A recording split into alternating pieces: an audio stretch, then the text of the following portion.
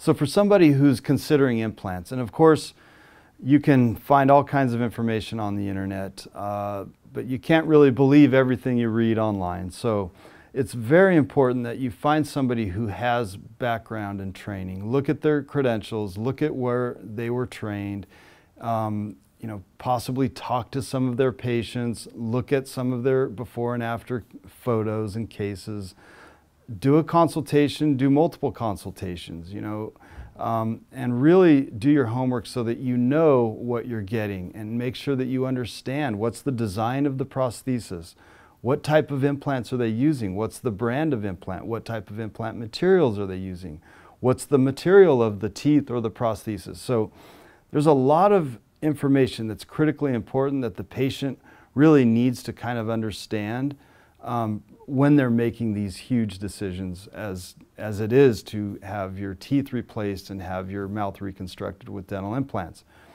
An implant treatment is a wonderful treatment.